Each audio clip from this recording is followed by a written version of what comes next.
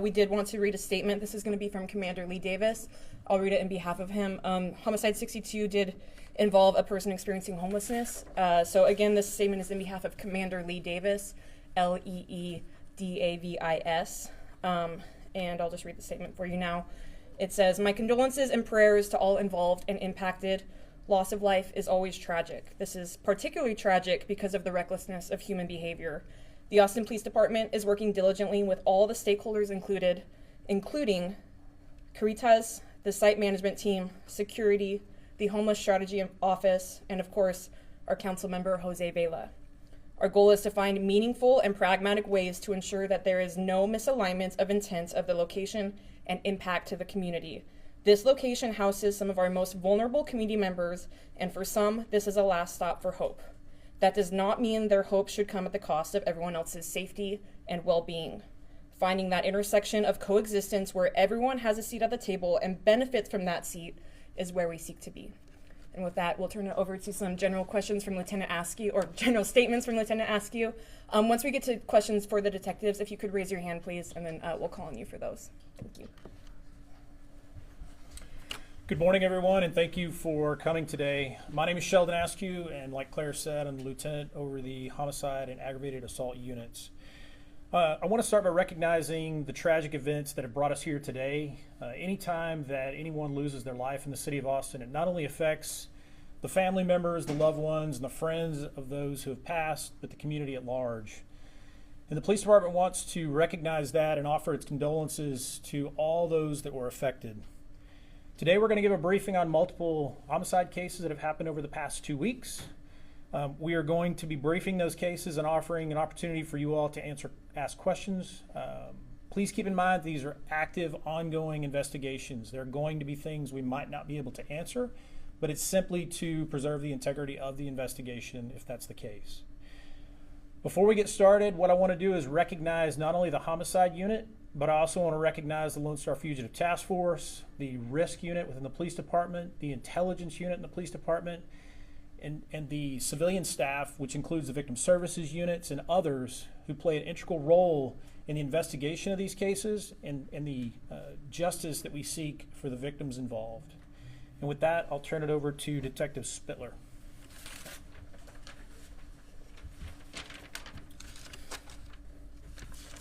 On Thursday, November 7th, 2024, approximately 4:34 p.m., Austin Police Department officers responded to the 2600 block of Rosewood Avenue for reports of a shooting.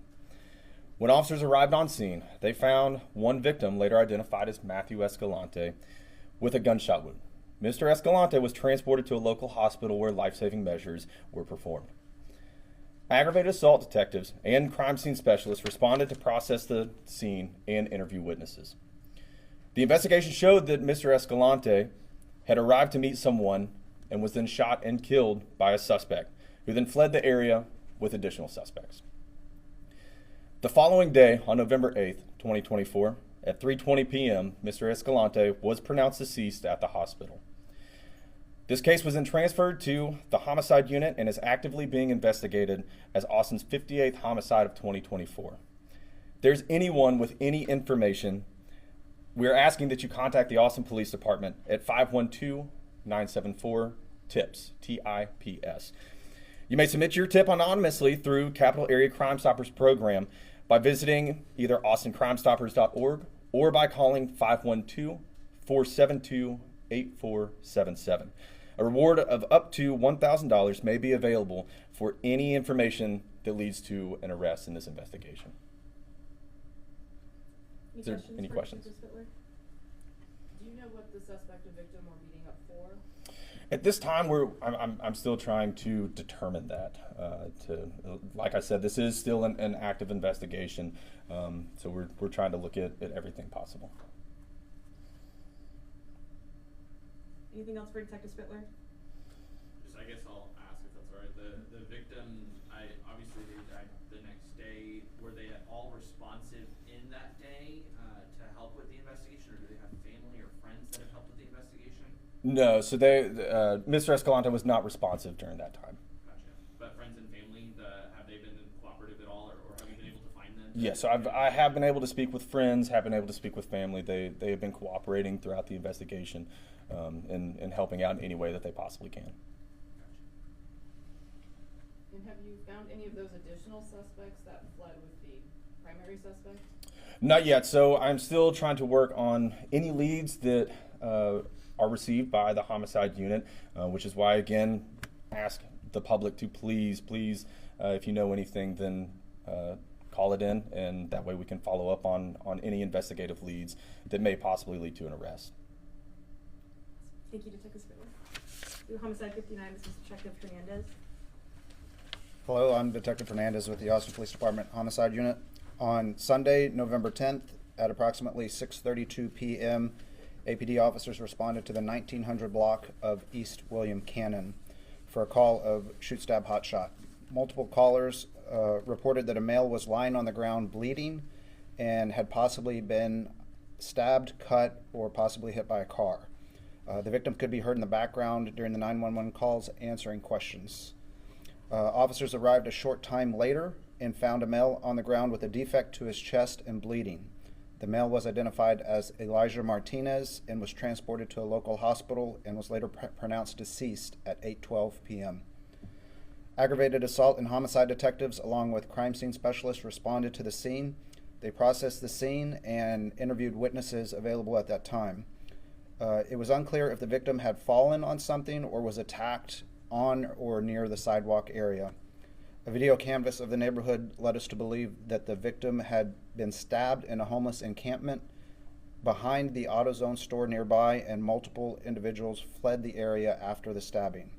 We are currently working multiple leads in this case, but no suspects have been identified. And again, this is being investigated as Austin's 59th homicide of this year. Any questions? Do you know if the suspects were also living in that homeless encampment? It's undetermined at this time, but it's a possibility. And do you know what led up to this? Was it an altercation? We're still investigating the exact cause as well. Anything else for Detective Hernandez? Thank you. We'll turn over to Detective Marshall. This is Homicide 60. Good afternoon. On Wednesday, November 13th, approximately 4:15 in the afternoon, the 7800 block of South 1st Street, this is near 1st Street and Dittmer, near the intersection, Austin 911 received multiple calls of a man who had been stabbed. Police were able to arrive in less than 5 minutes and detain a suspect on scene. This was thanks to the witnesses who were able to direct the first responding officers.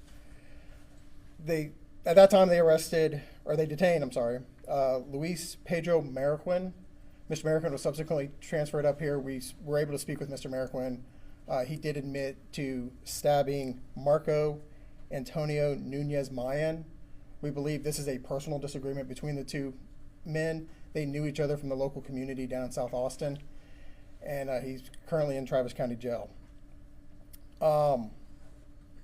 Because this was at 1st Street and South Dittmer, this was 4:15 in the afternoon, there are several witnesses who did come forward, but I know there were likely several more, so I am asking if anybody saw anything prior to, during, or merely after this. We'd ask that they come forward. Any questions from there? Yeah. Did they say what the disagreement was? What led up to this? Just a personal disagreement. He didn't go into detail. Any other questions for Detective Marshall? Thank you. We'll go to Detective Jones for Homicide 61. Good morning. On November 15th at approximately 12:42 a.m., the Austin Police Department was called to the 8400 block of Goldfinch Court about multiple calls regarding several gunshots being heard in the area and about a person being shot. Officers arrived and located a victim with obvious gunshot wounds. The victim was identified as Travis Terrell Holland, a black male born on January 24th, 1992. Travis's injuries were of such a significant nature that officers and responding emergency medical personnel immediately recognized that his injuries were not compatible with life. Travis was pronounced deceased at 1:01 a.m. One of the 911 callers reported that his brother-in-law, identified as William Jameson Bruce, a 31-year-of-age black male, was responsible for the shooting. William Bruce was detained near the scene by responding officers. Detectives interviewed a female victim who was walking with Travis Holland when he was shot. Detectives learned William Bruce also shot at the female victim. Fortunately, she was uninjured. William Bruce was transported to the homicide office. During an interview with a detective, Bruce admitted responsibility for the shooting. William Bruce has been arrested and has been charged with 1 count of murder and 1 count of aggravated assault with a deadly weapon. He is currently in the custody of the Travis County Sheriff's Office. Any questions? Was this also a personal disagreement? We're in the early stages of the investigation. That's still being investigated. Anything else for Detective Jones? Thank you. Good morning. I'm Detective Michael Decker, and I'm the lead investigator of homicide number 62. On Saturday, November 16th, APD officers and Austin 911 received a call about a shooting at 1934 Rutland Drive. Officers arrived on scene and found one female with an apparent gunshot wound to the chest, and she was later pronounced deceased at the scene. The victim was identified as Jessica Shaw, a white female born on March 14, 1978. Ms. Shaw is a person experiencing homelessness and was visiting a friend at the time of the murder. There was one person arrested in connection with the murder. He's a 36-year-old male named Noah Mata. Mata is a resident at the apartment and was arrested for a first-degree aggravated robbery and booked into Travis County Jail. The charge was based on information that we have at the time and we have now, and was through consultation with the Travis County District Attorney's Office that we determined the most appropriate charge was aggravated robbery.